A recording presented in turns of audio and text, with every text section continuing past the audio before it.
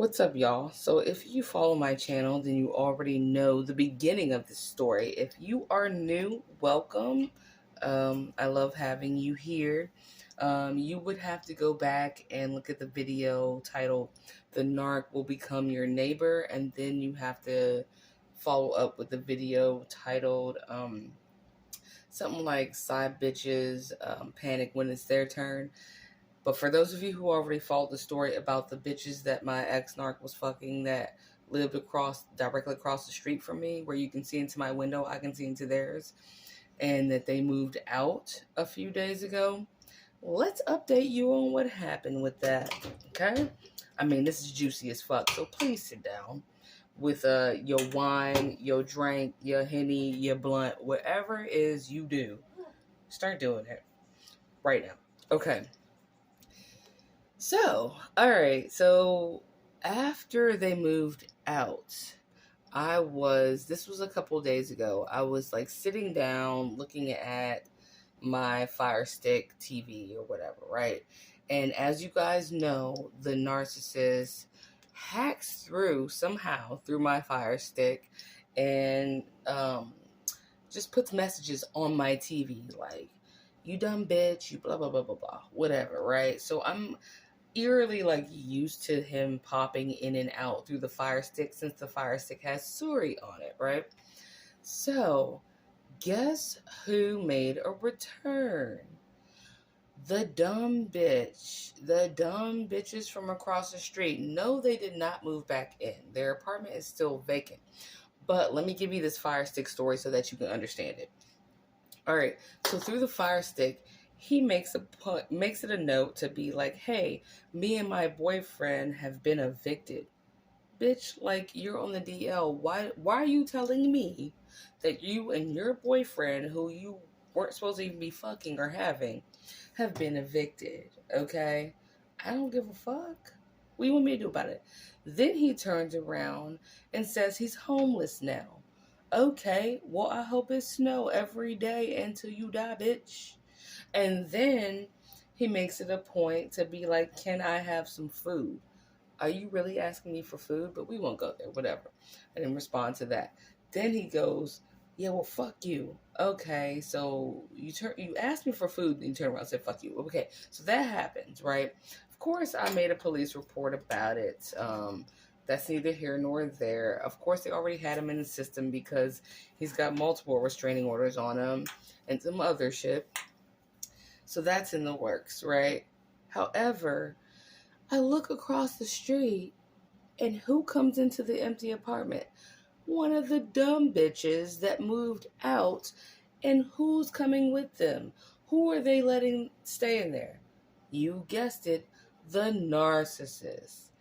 These bitches, real live, took sympathy on this diseased fag and let his ass come and live for whatever amount of time in their vacant apartment across the street from me.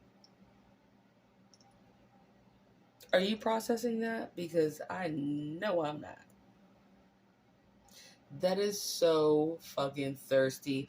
I've never seen anything thirstier. I don't think there's a Power Thirst commercial or any kind of Gatorade commercial or any kind of commercial for thirst that would be quenchable to the thirst you have to move all the way somewhere else, clear out your apartment quickly, and then actually answer your phone, listen to a sob story about the narc being homeless, and then travel back to your vacant apartment, and then let that bum-ass piece of shit live there.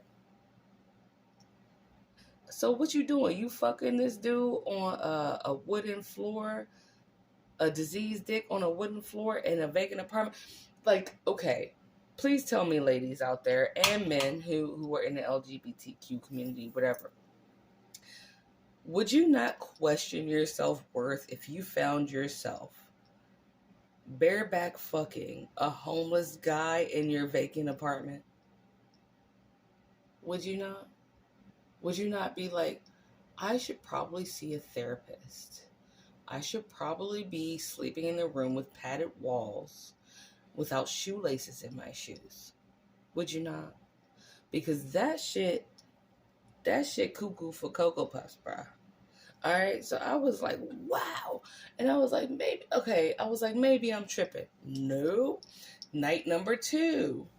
Bitch came back. And not only did the dumb bitch come back with him in the apartment, right?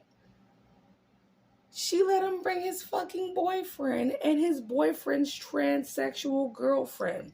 How do I know this? Well, check this shit out.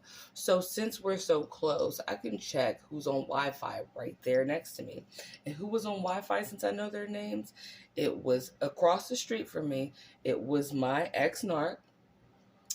His Wi-Fi was on. It was his boyfriend's Wi-Fi was over there. It was his boyfriend's transsexual girlfriend that goes by the name of Danny, but her name's Brittany. She was over there. It was one of the dumb bitches that moved out named Michelle. It was the other dumb bitch that moved out whose name is also Brittany. It was all of them. Let's get this one too. You want to hear this shit? This is where it gets even more gross. Now remember, if you have been following my channel, my ex-narc used to fuck this veteran who was 60 years old, who and mentally disabled, right? He was fucking her for a place to stay. That bitch died 2 days after Halloween that just passed, right? I cannot say her name. I won't do that. But tell me why. Also, when I checked the Wi-Fi that was going on, this fool had the dead bitch's phone. He had her phone and another bitch that's a really terrible artist in the community. Whatever. But yo, how did you steal the dead bitch's phone if you didn't like kill her, or if you weren't like if you didn't walk into her apartment and find her dead? And what'd you do? Just go, oh, cool, she's dead. All right, let's grab all her shit. That's how grimy you are? That you're using a dead woman's phone? How is that possible? Where are the police? Because that bitch is dead. Why is her phone still active? Why is her Wi-Fi still active? Why does the narc want to kill me? Because I know all this shit, dirty bitch. And I'm not going to stop knowing it. I'm not going to stop putting your stupid, gross, lame, disgusting criminal ass on blast. There you go. If I had a fan, I'd be like, right? So they were all up over that joint, having a fucking homeless orgy over that bitch. What the fuck, bruh? And it's a full moon out this motherfucker. Do not help the lesson number 1000. Do not help the narcissist. I don't give a fuck if they say they're homeless. Okay, bitch, well, be that, because you weren't homeless when you were here, right? You chose to, right? Smiling and laughing and probably doing crack or some shit, and you walked the fuck out. So now you're homeless. So don't help that motherfucker not be homeless. That's what they wanted to do. So let them do what they do. Who are you to stop somebody from sleeping in a bag or a box on the street? But these bitches, you know what? I blame thirsty bitches like that for why the narcissist seemingly thrives, because if it weren't, behind every shitty narcissist is a thirsty bitch. Behind every shitty narcissist is a thirsty bitch. Matter of fact, that is going to be the title of my video. Behind every shitty narcissist is a thirsty bitch. Without them thirsty bitches, there will be no help like that. He should have been fucking out on the motherfucking street, which he was. That bitch doubled back after escaping and straight up was like, let me come back to the apartment I left and let you in it and let me sleep on the floor with you. And probably bring them some food or some chicken wings, some bum-ass chicken wings or some shit for $5, some shit up the street at the dirty Chinese restaurant that don't wash their food. Really? Really? Man, the shit just keeps getting better and better. That shit funny as fuck to me. And it's sad as shit for the people that just don't have enough self-worth to just let them motherfuckers go. Cut that shit off. Cut that shit off. I'll give you guys one story and then I'll deuce out because, I mean, this shit just ridiculous as fuck, but I will keep you updated. Let me scratch my nose because this joint just touches my face sometimes. Anyway, there was this, let me tell you the results of not keeping no contact. This is a true story, like always, from real life. There was a friend, we'll say a friend of a friend, okay? I will not say his name out of respect, but let's just call him Charlie, okay? And Charlie was a man, a heterosexual man dating a female narc, okay? Now, of course, like always, she cheated on him and she discarded him, right? Now, Charlie moved on with his life. He didn't have another girlfriend or anything, but he had a house, a car, a nice job, all that shit. This is real shit, real story. And so Charlie had two really good friends. And those two really good friends, out of the spirit of discernment, said, look, man, if she's still calling you and shit, like, just leave her alone. Like, don't talk to her anymore. Like, don't go out and, like, meet her nowhere. Because he was talking about how she kept asking to, like, meet up with him and talk and shit. They were like, look, we got a bad feeling, Charlie. Like, don't go meet this bitch, right? And he was like, yeah, I mean, all right, but I mean, she harmless, whatever, right?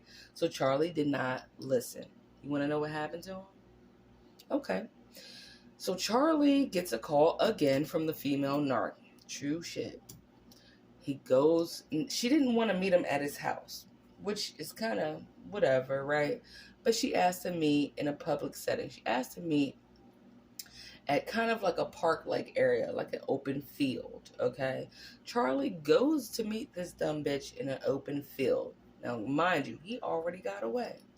You know what happened to him? When he got there, the bitch stepped out of the car, and guess what? A bunch of niggas jumped out of the car behind her, and they slit his fucking throat. Charlie is fucking dead. Because he did not stay no contact. He met her anyway, even like with all the signs, even with two of his closest friends being like, please don't meet this bitch. We have a bad feeling about this bitch. And what did that bitch do? She had niggas jump out the car and slit Charlie's fucking throat. Bitches like that across the street, if I were to see a shit ton of body bags coming out of that apartment, I would shut my blinds and go eat some motherfucking tacos. I damn sure cooked some tonight, and they good as shit. Anyway, I hope y'all doing good. That shit is atrocious to me. It's sad and hilarious at the same time. But yeah, bitches came back to ride the homeless narc's dick in a vacant apartment. All right, well, I hope your Saturday is interesting too. Maybe not in the same way, but I love you. All right, bye.